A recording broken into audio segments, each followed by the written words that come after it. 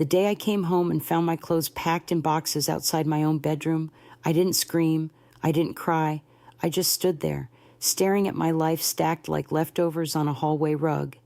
My son, the boy I raised with sacrifices nobody ever saw, looked me in the eyes and said, "It's just temporary, Ma. You'll be more comfortable in the guest room."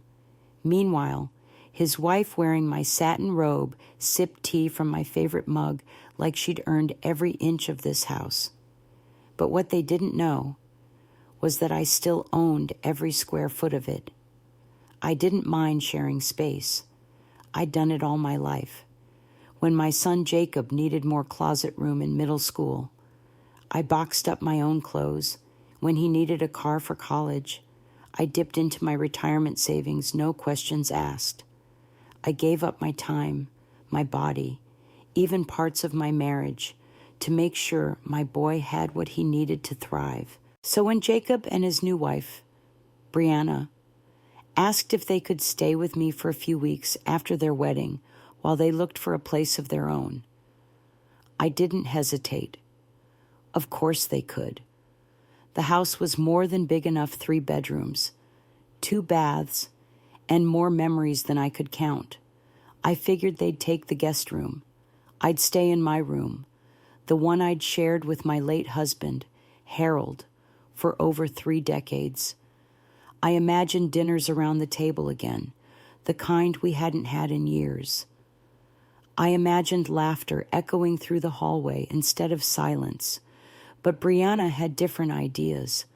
From the moment she stepped in, still wearing sunglasses indoors and not even bothering to call me Mama Lila, like Jacob always did, she acted like she was doing me a favor, like her presence was a blessing I didn't deserve. The first night, she complained about the guest room mattress, said it was too stiff, said her back hurt. Jacob gave me this sheepish little look across the dinner table, like a teenager asking for gas money. "Ma," he said carefully, "what if we use the master just for now? You're smaller anyway. You don't need all that space." I blinked at him. "Jacob, your father and I slept in that room for over 30 years. "I know, Ma, but Bree's back." "She's 36, I said flatly. "Her back will be fine." Brianna pouted like a child, and Jacob reached out to rub her shoulder. That night, I went to bed in my room anyway. Still my bed, still my memories, still my house. But the next afternoon, when I came home from the grocery store, I found my things packed, neatly, coldly, folded into cardboard boxes outside the bedroom door, the door itself locked. I stood there for what felt like hours, not moving, just listening to the muffled sound of the dishwasher running, smelling garlic from the kitchen. My name still hung on the mailbox out front, but I was suddenly a stranger in the home I had built. Jacob walked out of the kitchen like nothing had happened. "Oh yeah," he said, brushing crumbs from his shirt. "We just moved a few things around to make space. Thought it'd be easier for you to settle into the guest room without having to ask. Don't make this a big thing," he said. Then Brianna floated out behind him, rollers in her hair, wearing my robe, the one Harold gave me for our 20th anniversary. She held a mug that said Queen and smirked like she'd just won something. That night, I slept in the guest room, a room with one outlet that didn't work, a closet door that didn't close, and a draft that made my knees ache like the winters of '84. I didn't say a word, not then, because I was raised to believe that mothers endure, but endurance has a limit, and I was about to reach mine. I didn't speak much that week. Not because I was angry, though I was, but because something deeper had settled in my chest. Something heavier. A quiet realization that I wasn't a mother in my own home anymore. I was background noise, a tolerated inconvenience, a woman they thought would grow too tired to fight. The day after they locked me out of my bedroom, Brianna hosted brunch for her friends. I wasn't invited. I sat in the guest room, cold coffee in my hands, listening to them laugh and gossip through the walls. At one point, I heard one of her friends say, "Some old folks don't know when to let go." The room roared with laughter. None of them knew I was just down the hall.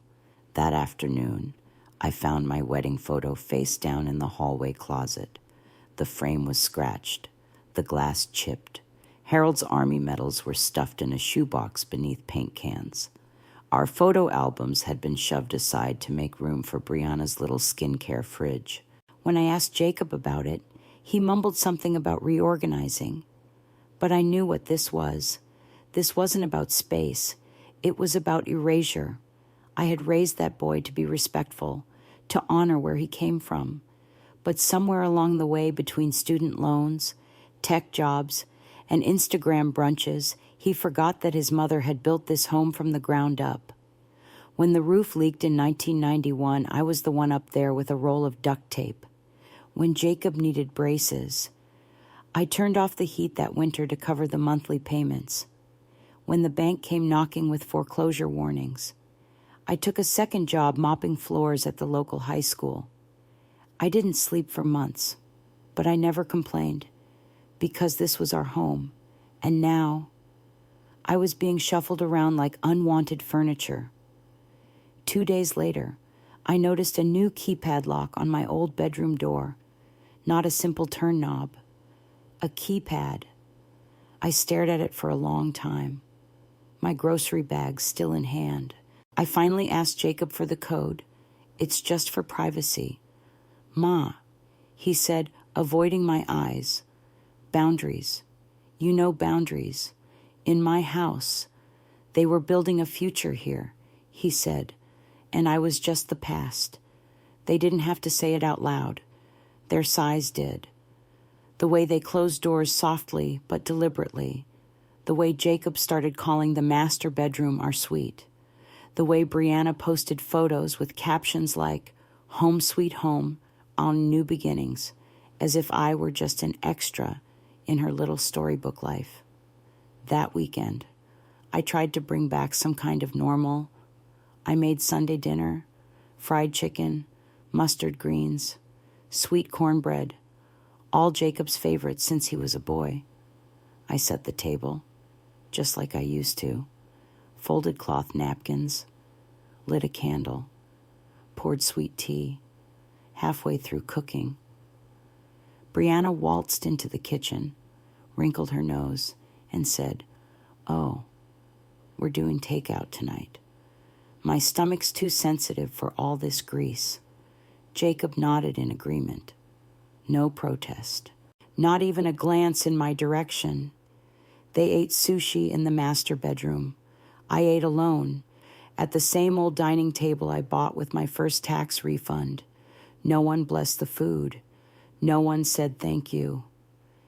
Just silence. The kind of silence that starts to eat at you, that makes you remember what's yours. I began noticing the little things after that, things I'd ignored before. Brianna's false eyelashes in my sink, nail glue on the kitchen counter, a bottle of foundation spilled on Harold's recliner. I asked her, gently, to be careful. She rolled her eyes and said, "If it bothers you, maybe don't sit there."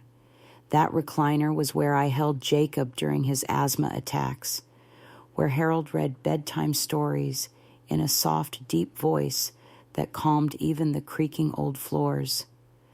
I tried cleaning the stain that night. The makeup wouldn't come out. I didn't try again. What hurt most wasn't the mess.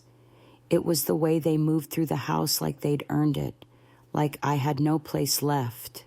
One morning, I came home from the pharmacy and found all my fine china boxed up and labeled donation, my mother's embroidered linens stuffed into a plastic bin.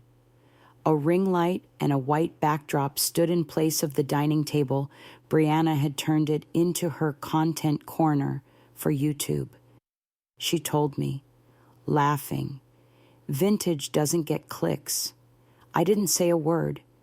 I just picked up one of the boxes, carried it into the guest room, the cold room with the broken heater and the closet door that hung off one hinge. I sat on the edge of the twin bed, touched the old floral wallpaper I used to think was ugly. Funny how it now felt like the only thing in that house that still belonged to me. That night, my knees were acting up. I needed a soak in the tub. The guest bathroom only had a small, slippery stand-up shower, so I knocked on the master bedroom door. Brianna opened it halfway, holding her robe closed. "Is there an emergency?" "My knees." I said, "I just need a soak." The tub. Jacob appeared behind her. "Ma, we talked about this. That bathroom is our space now. The tub doesn't work in the guest bathroom. I've told you that twice." Brianna shrugged. "We're on a budget. Maybe you can get someone to fix it." They closed the door. I stood there a while, not knocking again, not begging, just standing, like a ghost no one remembered to bury. The next morning, I went to the public library, logged into a computer, called Monica my lawyer since 2004. She didn't ask many questions, just listened, took notes, said she'd start the paperwork for a partition sale. "I don't want them tipped off," I said, "not until the signatures are dry." She understood. By the time I walked out of the library, a breeze lifted the hem of my coat, and for the first time in weeks, I felt something like breath returning to my body. They had locked me out of my own room, but what they didn't know is that I still held the deed. And they were about to learn the hard way that just because a woman is quiet doesn't mean she's weak. I stopped cooking. That was the first change I made, not out of spite, but clarity. There was no more joy in it. No one came to the table anymore. No one said grace. No one thanked me.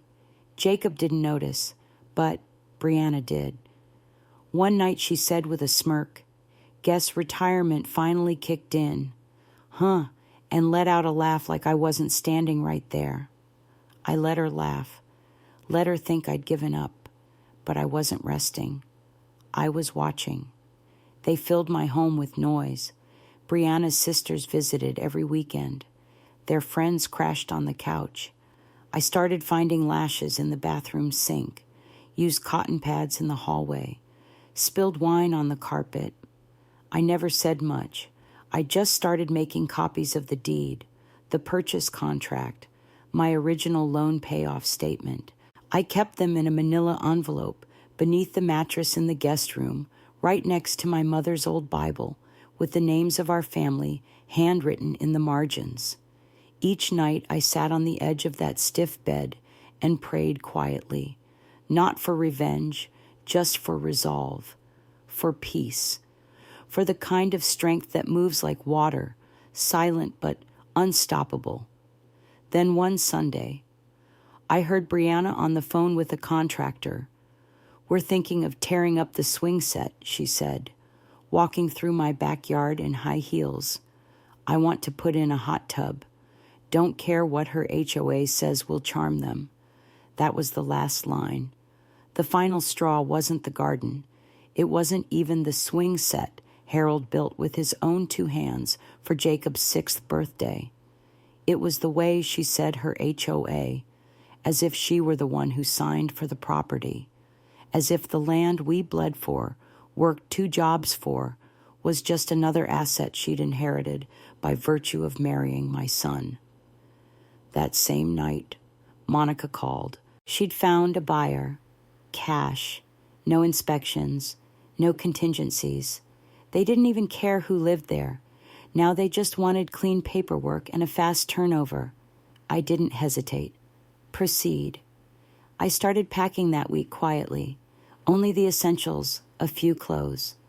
Harold's old pocket watch, my crochet needles, a framed photo of Jacob as a baby, my wedding ring tucked in the folds of a handkerchief. Brianna asked why I was clearing space. I'm making room. I told her. Feels like things are shifting. She smiled. Good. Because I want to turn that guest room into a nursery. I didn't flinch. Not because they were planning a baby, but because she believed she could build a family in a house she stole from the woman who made it a home. That Tuesday, Monica confirmed the closing date end of the month. I told her I wanted the notice delivered on a Sunday. You sure, she asked. I want them dressed. I want her lashes on. I want him holding that damn mimosa when it lands in his hand. She didn't laugh. She just said, it's done. That Sunday morning, I woke up early, put on a white blouse, not for forgiveness.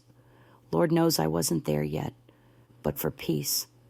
The kind of peace that unsettles people who know they've done you wrong. I sipped my tea on the porch as if it were any other morning, and then came the knock. Not gentle, a firm, legally issued knock.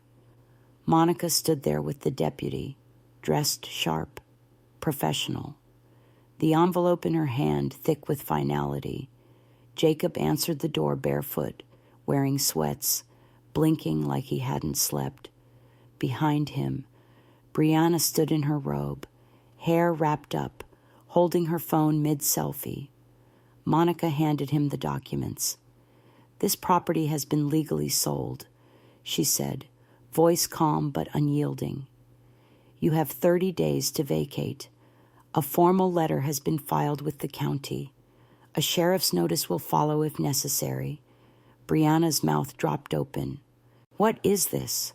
Jacob scanned the page, then turned pale. You sold the house, he whispered, like I'd just confessed to something criminal. I took another sip of tea. You can't do this, he said, voice rising. We live here. No, I replied quietly. You stayed here. This is my home, the one I built, the one I paid for. And then you locked me out of my own bedroom and called it a favor. Brianna sputtered. You're throwing your own son out. You boxed up my life. You wore my robe. You turned my master bedroom into your kingdom and thought I'd die quietly in the guest room. We were building a family here, then build it somewhere else. The deputy stepped forward. You have 30 days to vacate. After that, it becomes a matter for enforcement. Jacob looked at me, not with anger, but with disbelief. He wasn't looking at the woman who packed his school lunches, who stayed up with him through fevered nights, who worked double shifts to keep the lights on. He was looking at a woman who finally drew a line. I can't believe you'd do this, he said. I looked him in the eye. For the first time, I let the disappointment show. I believed in you. I said, that was my mistake. They didn't argue after that. Didn't apologize either. Just stood there frozen while Monica and I walked back to my car. We drove to the bank and finalized the deposit. It was more than I expected, but I didn't smile at the number. The smile came when I handed Monica a listing, a 2-bedroom condo across town, near the senior center, walking distance to the park. Want to buy this in cash, she asked. Already packed. I said, we closed within a week. The condo was small, but it was mine. Quiet porch, clean floors, just enough room for 2 rocking chairs and a lemon tree in a pot. I didn't tell Jacob where I moved. He called once, left a voicemail that said, you went too far. Ma, I blocked him.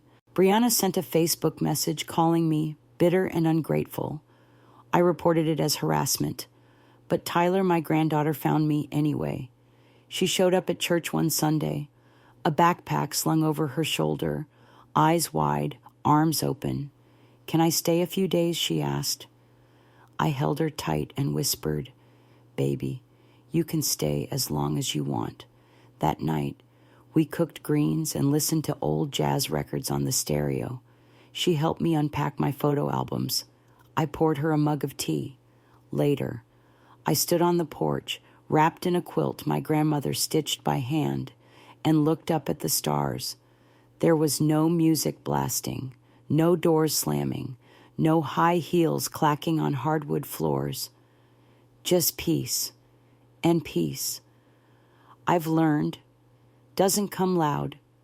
It comes slowly, quietly. And when it finally settles in, it feels like breathing for the first time after holding your breath for years. I thought I'd feel more conflicted watching them get served, but I didn't. I just felt calm, clear, the kind of clarity that only comes after years of being overlooked and finally saying, no more. That Sunday, after the papers were delivered, Jacob and Brianna didn't say a word to me for 3 whole days. Not that I was looking for conversation. I moved through the house like a woman already gone. I cooked for myself, cleaned only the spaces I touched, and spent most of my time on the back porch, trimming my rose bush. Funny thing about silence, it grows louder when people are scared. Brianna stopped blasting music in the living room. Her sisters stopped showing up with their loud heels and louder laughs. The dining table stayed empty. The once constant clinking of glasses and echoing Instagram laughs faded to nothing but the hum of a fridge and an occasional whisper through a closed door. They avoided me completely. That was fine. I'd already let go of the need to be seen by them. Then, about 2 weeks before their move-out deadline, there was a knock on the guest room door. My door. I didn't answer right away. I let Jacob knock again. Let him feel that pause, that moment of being on the other side of a door with no key. When I did open it, he looked tired, not in the way people look after a long day, but in the way a soul looks when it's been holding on to too much for too long. His shirt was wrinkled, his eyes bloodshot. His hands trembled slightly as he said, "Can we talk?" I stepped into the hallway and closed the door behind me. He didn't deserve to see the inside of my space anymore. "I didn't mean for it to go this far," he began. "We just needed time to figure things out. We thought you'd understand." I didn't say a word, just looked at him. "You locked me in the guest room, Jacob," I said at last. He shook his head. "I didn't lock you. You put a keypad on my bedroom door, then stood there and called it privacy. You watched me eat alone at a table I paid for. You watched your wife wear my robe, and you didn't say a word." He lowered his gaze. "Bree pushed for that, not me, and you let her," I said, my voice low but firm. "You let her treat me like an afterthought. You let her speak for you, decide for you, and disrespect me on my property. You didn't just disappoint me, Jacob. You erased me." He swallowed hard. "We're losing everything. No." I corrected him. "You lost it the moment you forgot who this house belonged to." He opened his mouth to say something, maybe defend himself, maybe plead, but I held up a hand. "I'm not here to comfort you," I said. "Not anymore." He looked at me like he was seeing someone entirely new, and maybe he was. Because for the first time in a long time, I wasn't trying to make peace. I wasn't making excuses for him or blaming myself. I wasn't softening my voice to make him feel like a man. I was just standing there strong, steady, and done. "Goodbye. Jacob," I said. "You've got 2 more weeks." Then I turned and closed the door. And I didn't open it again. The night before their move-out date, I made one final dinner in that house. Not for them, for myself. Sweet potatoes, baked macaroni and cheese, fried catfish, and cornbread Harold's favorite meal.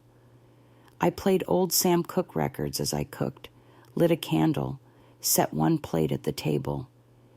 Jacob passed through the kitchen once, stared at the food, stared at me. You're really going to sit there and eat like that? While we pack up our lives, I didn't look up. Just took a bite of cornbread. I packed up my life 10 months ago. I said, you didn't blink. He didn't respond, just walked away. The next morning, a moving truck arrived around 9. I sat on the back porch with my tea and my rose clippers, watching through the trees as they loaded their boxes quietly, tensely, like people who finally understood they'd pushed too far. There were no dramatic goodbyes, no slammed doors, no final attempts at manipulation, just silence. When the truck finally pulled out of the driveway around noon, I walked back into the house. Every room echoed now. The walls, once filled with noise and entitlement, had gone still. I walked from the guest room to the master bedroom, slowly, touching door frames, running my hand along the hallway where I used to mark Jacob's height each year with a pencil. I opened the bedroom door, my bedroom door, and stepped inside. It felt clean again, lighter, like the house had exhaled. The next day, I met Monica at the title office. She handed me a final check and a folder of closing documents. Congratulations, she said. You're officially out. We shook hands. I didn't cry. I just drove to my new condo with the windows down, letting the breeze wash over me. The first song that played on the radio was Harold Melvin's Wake Up Everybody. I smiled. Later that week, I gave Tyler the extra key. Grandma, she whispered, holding it like treasure. What's this for? So you'll always have a place.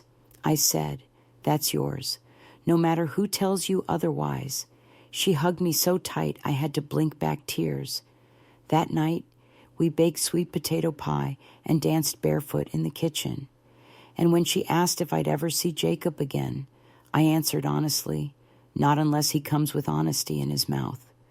She nodded, and we moved on. I no longer walk on eggshells in my own home.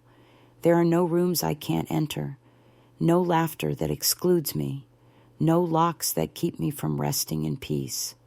Just me, a woman with her name back and her peace intact. The first night in my new condo, I didn't unpack much. I didn't need to. Just a few clothes, a teapot, my Bible, and a photo of Harold in his army uniform. I placed it on the small dresser by the window. The air smelled of fresh paint and lemon oil. The silence. It was whole, full of possibility, full of peace. The condo was nothing grand, just 2 bedrooms, clean windows, and a porch with enough room for 2 rocking chairs and a lemon tree in a clay pot. But it was mine, entirely mine. Not a space I was allowed to stay in, a space I chose. That mattered more than I ever realized. There was no master bedroom to be locked out of. No hallway glances, no door codes, no muted conversations behind my back. There were no thudding footsteps, no wine glasses left on the counter, no smug laughter from a woman pretending she'd earned what she took, just me. And for the first time in years, I wasn't adjusting myself to make someone else comfortable. I walked freely. I breathed deeply. I healed. Tyler started visiting every weekend. At first, she just dropped by with baked goods from school fundraisers or to check on Grandma. But over time, those short visits stretched into full weekends. She brought her backpack, her sketchbooks, and stories from school things I hadn't heard in so long. It made my chest ache. That first Saturday night, she helped me rearrange my old photo albums. Grandma, she said softly, why don't you have any pictures of Brianna? I looked at her and said, without a blink, because not everything deserves to be remembered. She nodded slowly, then added one of her own drawings to the album, a sketch of me watering roses. I kissed the top of her head and said, that one I'll keep. She asked me a week later if I thought I'd ever forgive her father. I was cutting mint in the kitchen, the smell fresh and sharp. I paused, looked out the window, and said, "Forgiveness and reconnection aren't the same thing. Baby, I might forgive someday, but that doesn't mean I'll forget how he let me disappear in my own home." She didn't ask again, but I knew she understood, because Tyler was always watching. She saw what silence does to a woman who gives too much and is left with too little. And she also saw what peace looks like when it finally returns. We started a little garden on the balcony, just a few herbs and one small rose bush in a deep red pot. She said, "It's got to be a rose. Grandma, it's your thing." And it was. That bush bloomed slow but strong, just like I had. Around that time, Monica sent me a brochure in the mail. It was for a new women's housing fund being launched at the local community center. She'd scribbled a note on a sticky tab that said, "You inspired this. Want to help lead it?" I held the paper for a long while, thought about all the women I'd met through church, through school, even in the grocery line, women who'd been pushed out, written off, erased by the people they loved most. And I thought, if no one's going to protect us, maybe it's time we protect each other. I called Monica and said, "Put me down for the first 5 donations. I'll match them with what I have left from the sale." She chuckled gently and said, "Dolores, you're planting more than a garden now." One Sunday, Tyler and I baked 3 sweet potato pies, one for us, one for the church bake sale, and one for the new couple that moved into the house I sold, a young husband and wife with a baby on the way. I walked up to the front porch, pie in hand. The new wife opened the door and smiled. "You must be Miss Mayfield," she said. "Our agent said you were the previous owner." I handed her the pie and said, "That house has been through a lot, but there's still love in its walls." She blinked back sudden tears. "That means so much." I didn't linger. I just smiled and walked away. That night, I sat on my new porch with a cup of tea. The sky was lavender and gold. The rose bush had its first full bloom. I reached out and touched the petals, soft but unbreakable, just like me.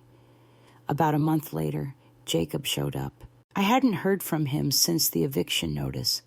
He didn't call, didn't write, just showed up at the church fish fry like nothing had happened.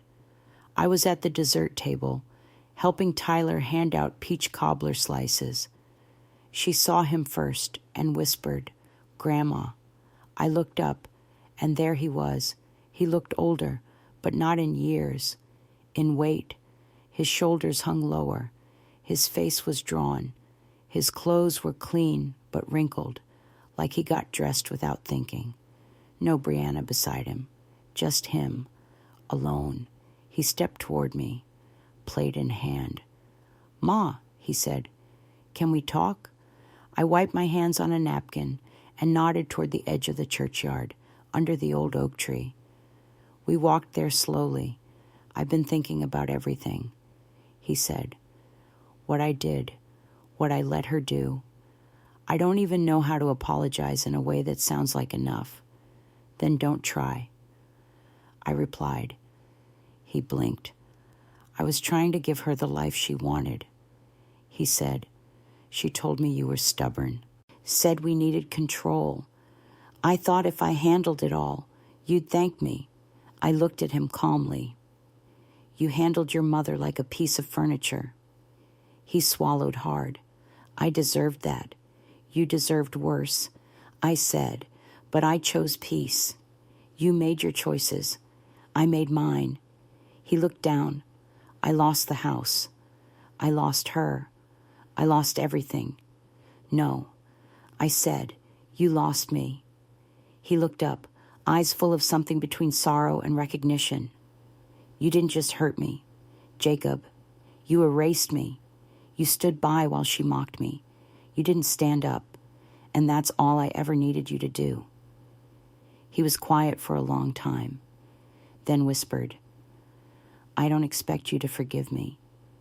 "Good," I said, my voice steady, "because I'm not there yet."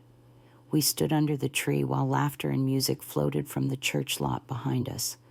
But out here, it was just us. Two people separated by choices that couldn't be undone. That night, Tyler and I sat on the balcony under string lights we bought from a thrift store. The mint was thriving. The tomatoes were growing. The rose bush had 4 new buds. "Do you think he meant it?" she asked softly. "I think he regrets it," I said. "And sometimes that's all people have to offer." "Will you ever let him back in?" I sipped my tea and looked into the night. I let go of the house. I let go of the fight. I let go of the anger. "But my peace," I said, "that has to be earned." She nodded. I reached into my sweater pocket and pulled out the spare key to the condo, pressed it into her palm.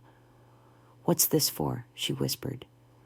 "So you'll always have a place that's yours," I said, "no matter who tries to tell you otherwise." She clutched the key like it was a treasure, because it was not just a key, a message. You are not disposable. You are not invisible, and you will never be pushed into the guest room of your own life. She smiled. I leaned back in my chair and looked up at the stars, and for the first time in years, I didn't feel like a woman trying to survive. I felt like a woman who had already won. It had been nearly 4 months since I watched the moving truck roll away, since I walked through the echo of my old house one last time, since I stood in the master bedroom, the one they tried to claim as their own, and whispered a quiet goodbye to the past. And in those 4 months, not a word came from Jacob, not a letter, not a call, not even a message. I thought maybe that was for the best. Sometimes the distance is a kind of healing, and sometimes it's just space that tells you who never intended to come back. Then one Saturday afternoon, during our church's monthly fish fry, I saw him again. Tyler and I were at the dessert table, serving slices of peach cobbler. I was just wiping my hands when I saw her face freeze. "Really?" She leaned in and whispered, "Grandma, he's here." I looked up, and there he was. Jacob. He stood at the edge of the crowd, holding a paper plate, his shoulders hunched under some invisible weight. His clothes were clean but looked slept in. His eyes, those eyes I once knew, like the back of my hand, were tired in a way that no nap could fix. There was no Brianna beside him, just him, alone. He took a step forward and spoke so softly I almost didn't catch it. "Ma, can we talk?" I wiped my palms on a napkin and nodded toward the big oak tree at the edge of the lot. We walked there slowly. I didn't rush him, but I didn't make it easy either. He needed to carry the weight of every step. When we got there, he looked at me, not like a man talking to his mother, but like someone asking for a piece of something they broke. "I've been thinking a lot," he said, "about what I did, what I let her do. I don't even know how to say sorry in a way that's enough." "Then don't try," I said.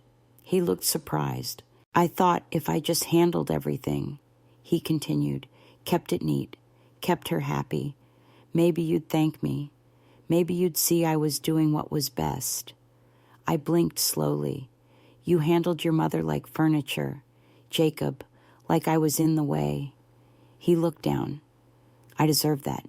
You deserved worse," I said, but my voice didn't rise. But I chose silence. I chose peace. He nodded, slowly. "I lost the house. I lost her. I lost everything." "No," I said, "you lost me." He flinched at that. I saw it, but he didn't argue. You watched me disappear in that house.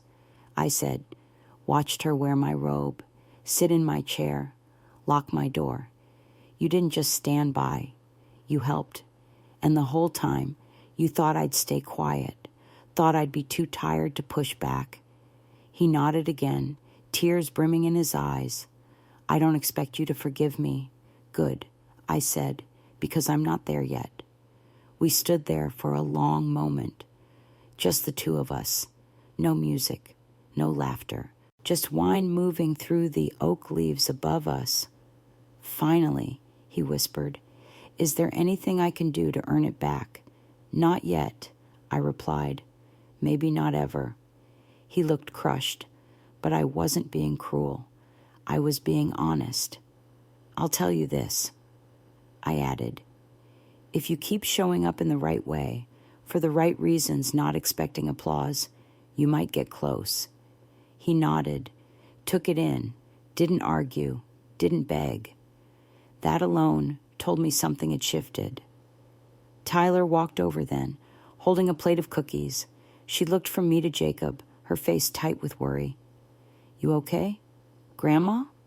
I smiled gently. I'm fine, baby. Jacob looked at her, eyes soft. Hey, sweetheart.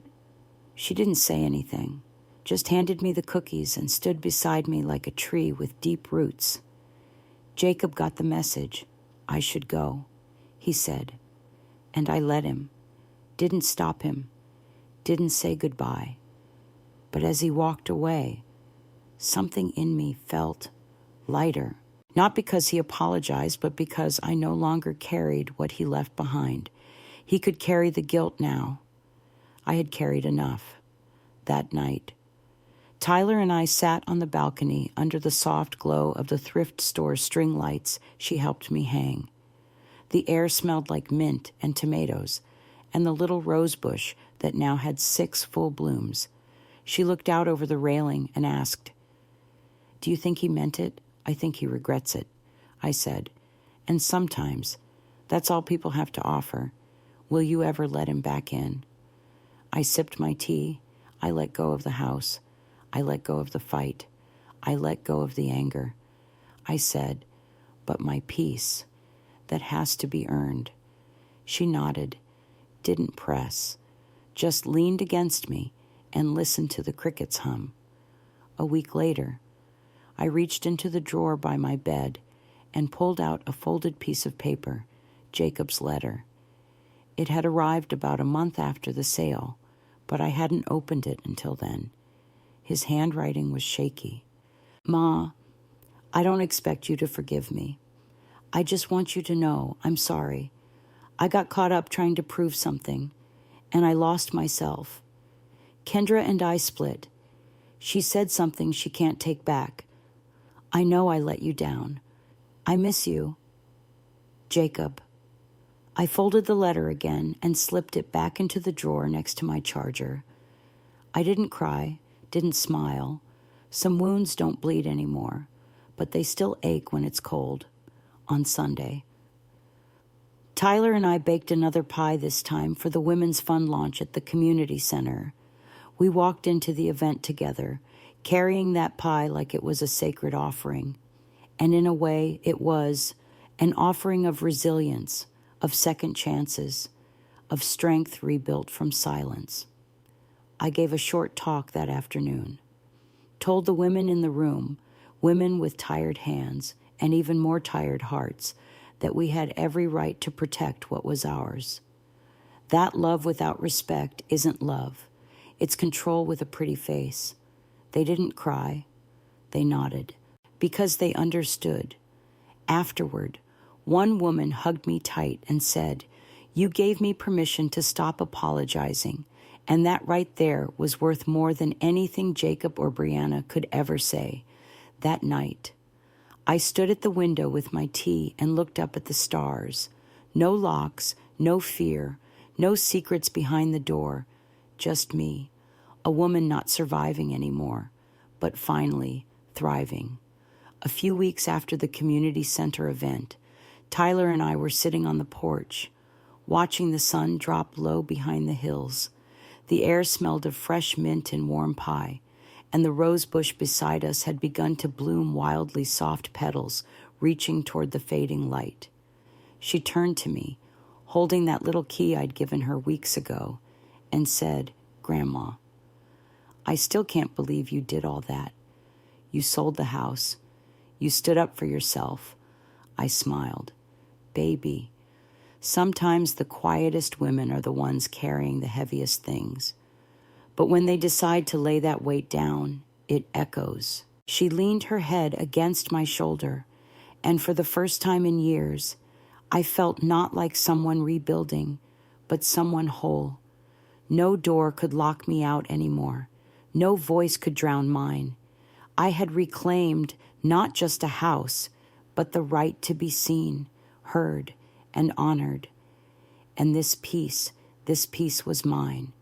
Too often, women, especially mothers, are taught to give until there's nothing left, to sacrifice quietly, to endure. But there comes a time when silence is no longer strength. It's survival. And we were made for more than just survival. You have every right to reclaim your name, your space, your voice, even if it shakes. Because love without respect isn't love at all. Have you ever had to stand up for yourself in your own home, your own life? Share your story in the comments. We'd love to hear from you. And if this story touched your heart, please consider subscribing. Your support helps us bring more stories of strength, healing, and hope to life.